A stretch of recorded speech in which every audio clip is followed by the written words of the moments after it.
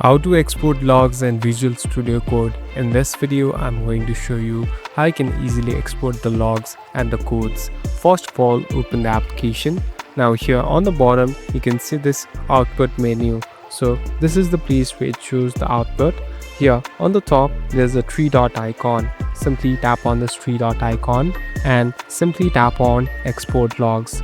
Here you can select the extension or the place where you want to export. So here I'm selecting one and simply tap on OK. So here this is the place where you can export. So I have exported it directly in my mobile phone.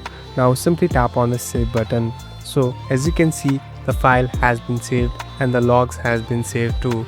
Now later while coding, you can import the logs easily. Thank you for watching this video. I hope this video will help you.